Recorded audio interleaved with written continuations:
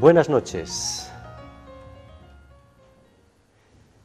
Vivimos en la incertidumbre, ¿verdad? Solo el arte, la poesía,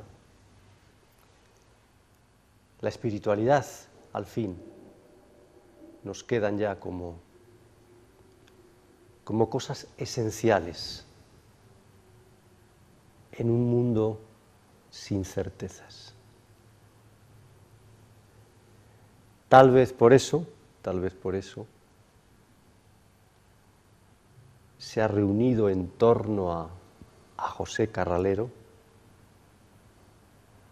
uno de nuestros pintores más grandes, más sublimes.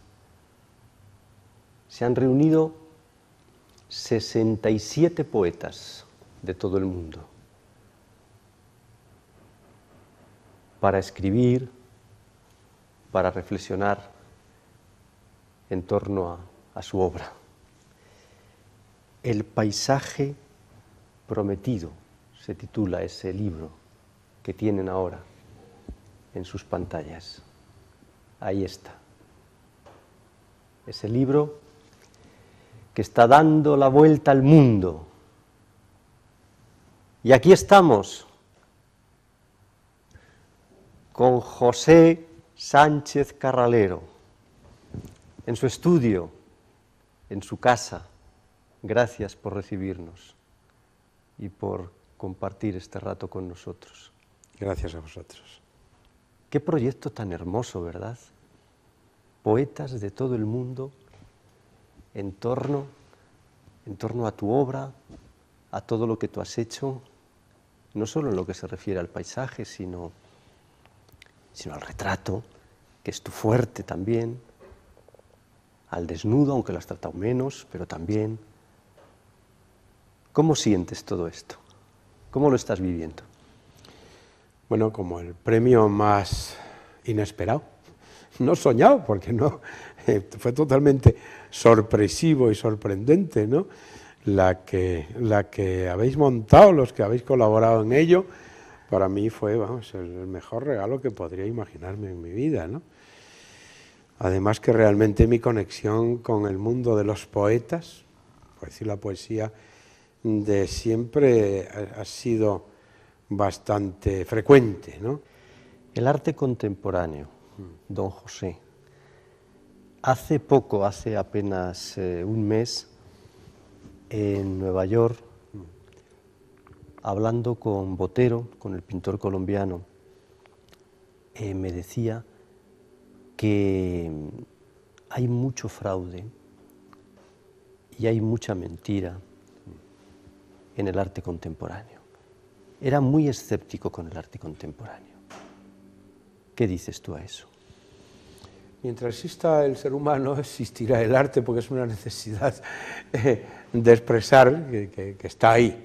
Otra cosa es el mundo de la especulación que en torno al arte se ha generado. Entonces, ha habido mucha especulación.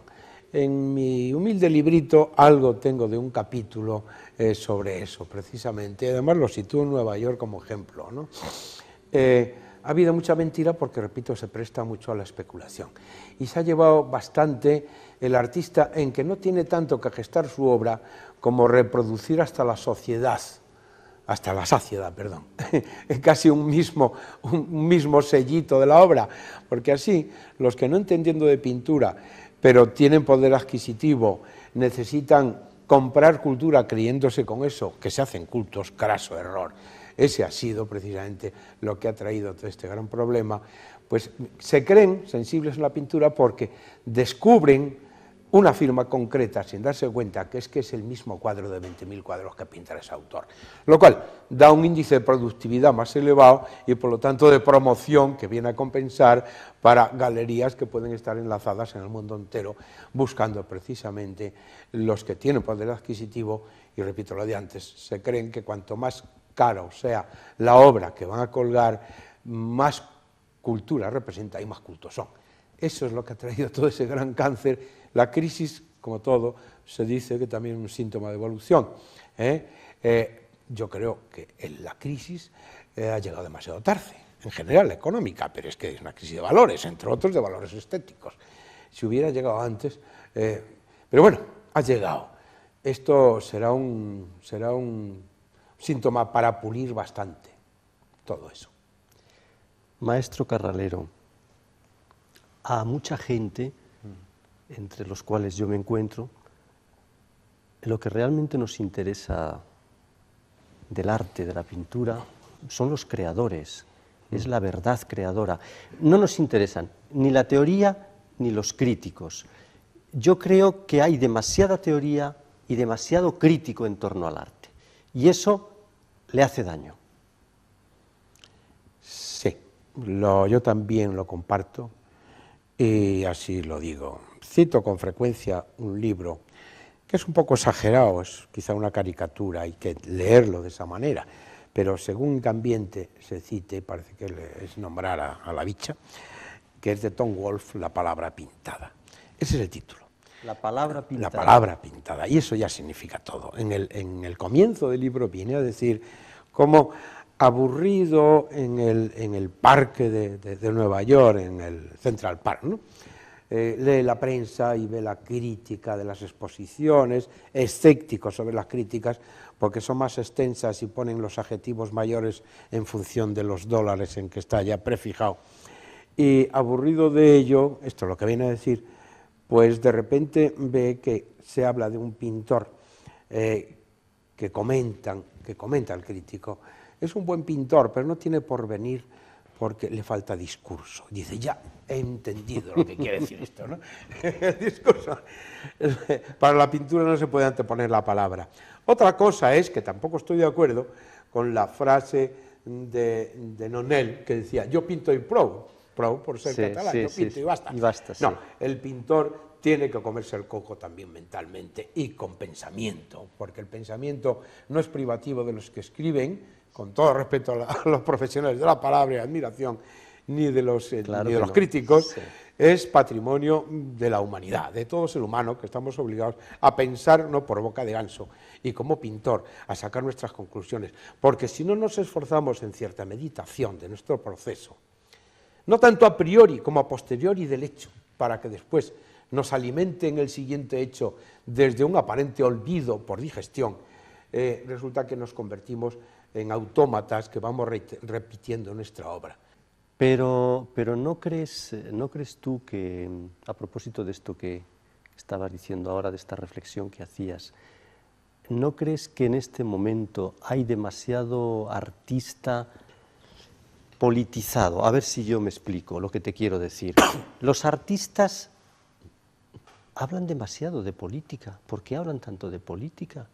Si lo que tienen que hacer es hacer su obra, mostrar su obra, y yo percibo una politización del arte. Claro. Hay politización, lo mismo que hay ese problema de la comercialización que ha traído esto, está dentro también de esa misma burbuja. Estoy de acuerdo, yo también lo comparto, excesiva politización. El artista, lógicamente, está en la vida y tiene que tener una visión política de lo que está pasando en cada momento, pero eso no tiene que ser el mensaje directo de la obra. Lo que pasa lo conllevará.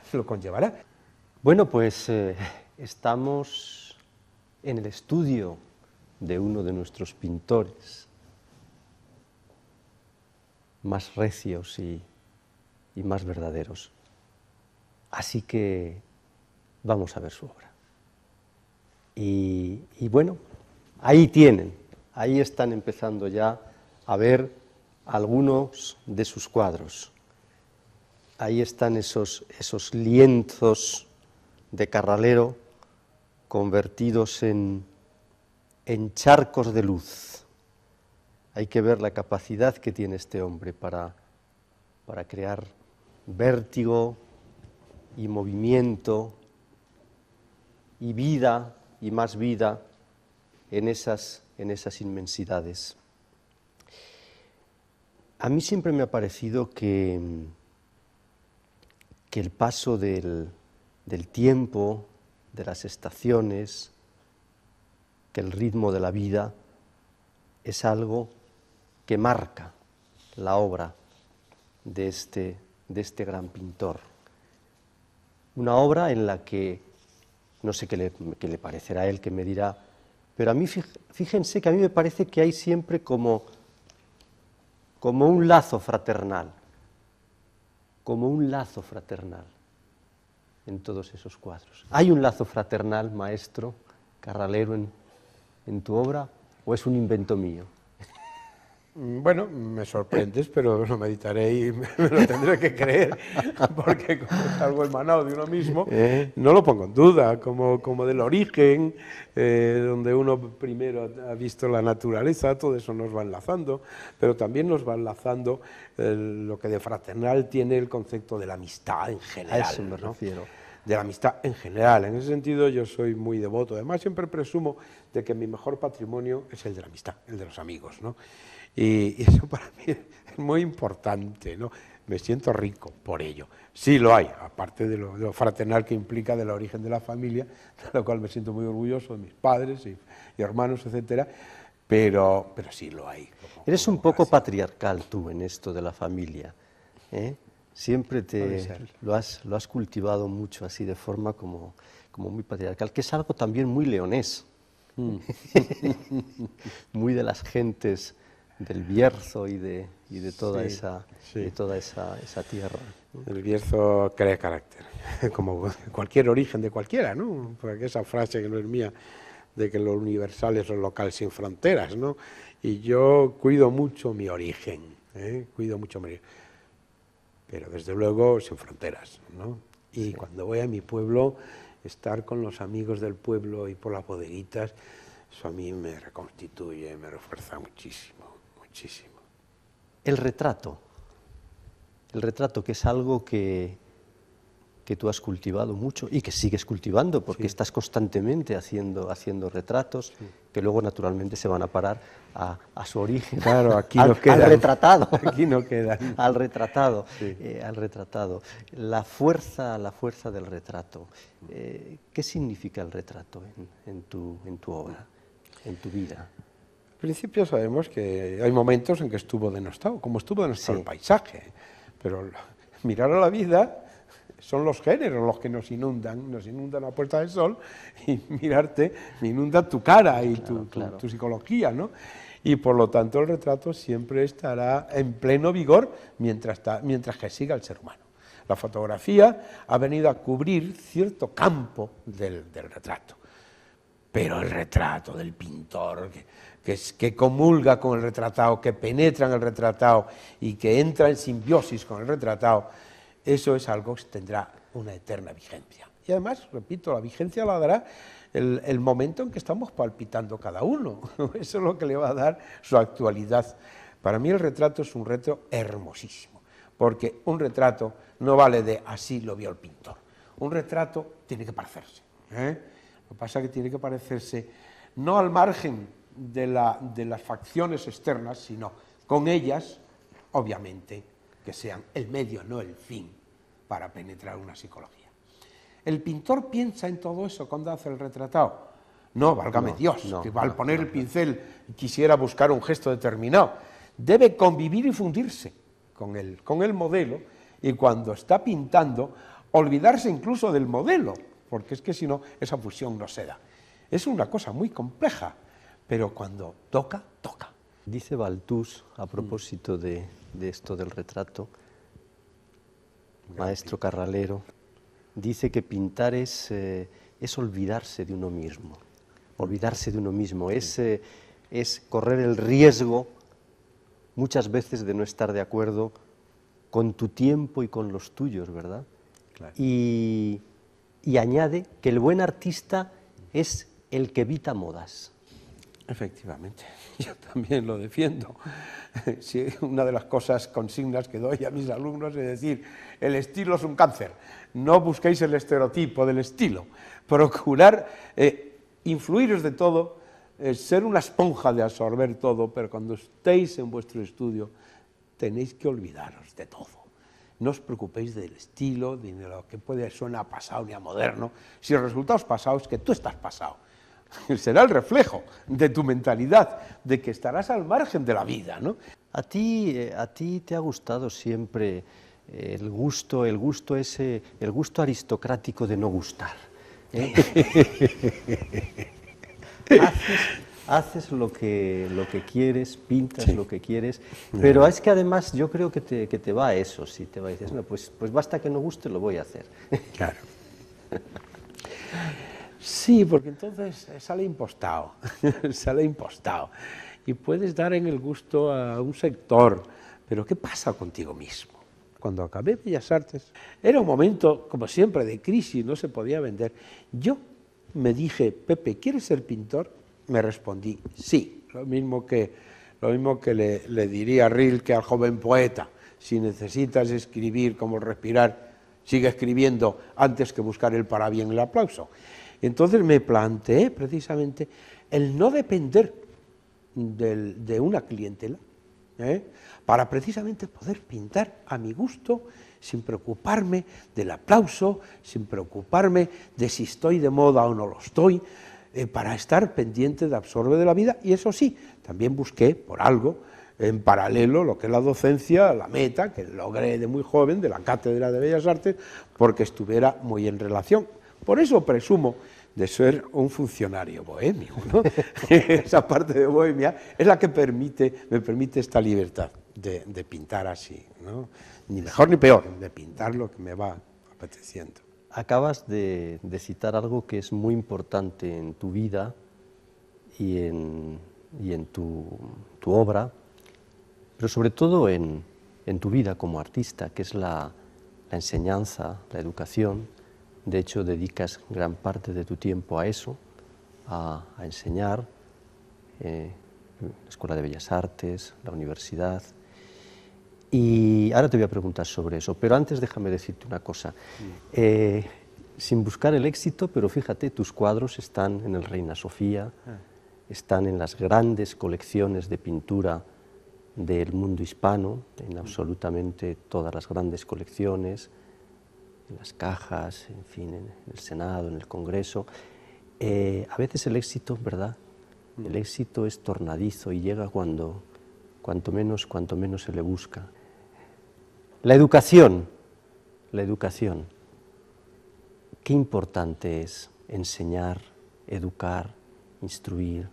¿Cómo ves tú ese mundo de la educación hoy día? También está convulso. Bueno, ¿qué no hay convulso? También tiene su parte buena. La enseñanza en este momento, pues como todo, está en un momento convulso en general, porque nos hemos pasado desde que se instituyó la democracia. Parece que me voy a derivar, pero es en general, porque ahí también pertenece a Bellas Artes. Las primeras transmisiones que se hicieron a las autonomías, como sabemos, fue la educación. Enseguida muchas autonomías se preocuparon de hacer una historia de España a su manera, de que el río más importante es el arroyuelo que pasa por ese lugar, que no hace falta conocer la existencia del Tajo, etcétera, y con la historia y con todo. Y hay que defender lo que es el tronco esencial de cada formación, como denominador común, el tronco esencial de la formación. Bellas Artes. Hay que educar la mano, como dijo Anaxágoras, el hombre piensa porque tiene mano. Hay que hacer que la mano sea una prolongación del cerebro, como algo neuronal. Tenemos que darnos cuenta que ante un papel nuestra fantasía puede ser infinita. Después tenemos que poner la tecnología y avanzar por ella. Y eso esencial, ese tronco esencial, se tiene que cuidar muy mucho para que en la manera en que eso esté totalmente fortificado, dé pie a la ramificación. O sea, que lo de menos es pintar a lo demás, pero que puede ser tan importante sembrar patatas, con amor a que algo se aporta a la vida. Creo que esa es la lección, y pues sí, la he recibido de mis antepasados, de mis abuelos, de mis padres, y bueno, creo que es lo importante, que todo tiene que estar, y desde luego que todo saber es la búsqueda hacia esa esencia de cómo entender la vida, ¿no? Y ahí se encuentran todos los grandes genios, aun por disciplinas distintas. Y esa lección también me la dio, por ejemplo, Einstein, que decía que no podía haber ciencia sin la intuición por delante. Me parece que es una frase y una gran lección que tiene que abarcar a todo el campo del saber, ¿no? Todos los campos del saber. Un consejo para los más jóvenes.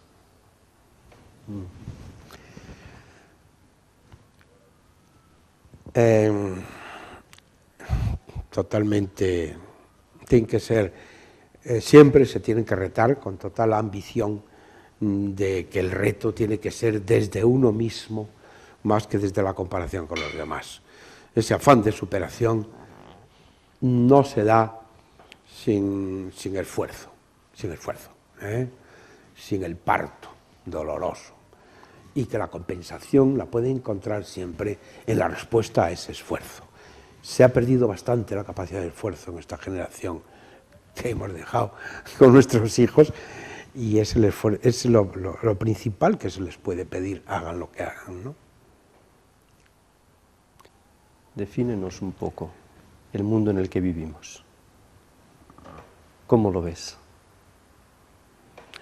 Con bastante inquietud, con bastante inquietud, pero bueno, acaso casi es un cambio de era, ¿no? Estamos, sí, y de modelo y de todo. Sí, sí, sí. Y tampoco nos podemos cerrar a eso, ¿no? Hay que estar muy ávidos, ¿no? Saber muy bien cuál Pero ¿qué es lo esencial que hay que ¿Qué crees tú que es lo esencial que tiene que permanecer?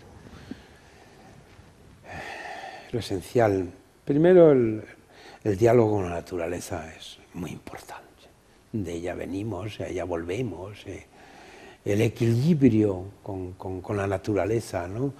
Eso es algo que tenemos que mantener siempre. Y lo esencial, pues, no sé, tantas cosas se me pueden ocurrir. Lo esencial es pensar que uno vive y muere día a día, en tanto que lo que hace sirva como vasos comunicantes para los demás, porque de la misma manera lo recibimos de los demás, ¿no? Y que incluso sin esperar premio en otra vida, para quien crea o no crea, ¿no? Que el reto mayor que tenemos que atender todos es esa conexión con el mundo y como tal con las personas, de esa manera, ¿no? Sí, puede ser. José Sánchez Carralero. Hemos visto algunos de sus lienzos hace un rato y nos vamos a marchar viendo más lienzos. Por ejemplo, estos que ven ahora, que corresponden, algunos de ellos, a su primera etapa, cuando era muy joven, cuando era casi un crío y pintaba en la Escuela de Bellas Artes. Pero no solo esos, hay muchísimos, muchísimos más. Esos paisajes hermosos que levantan la vida y que son, les decía yo antes, como un charco de luz. Pues maestro Carralero, nos vamos a despedir con esos charcos de luz de todas estas personas que han compartido este rato con nosotros. Muchísimas gracias y sobre todo nuestra incancelable gratitud por recibirnos aquí, por aguantarnos, por sacar los cuadros, volver a meterlos. El lío que armamos los de la tele cuando entramos en una casa, no se lo imaginan ustedes. ¿Se ha quedado con ganas de decir algo más? No sé, el hablar puede ser interminable. En todo caso, las gracias son mías, absolutamente, son mías. Tengo que estar siempre muy agradecido a vuestra gran disposición, ¿no? Y que bueno, soy un hombre afortunado, precisamente por lo que decía antes, por los amigos de que dispongo, ¿no?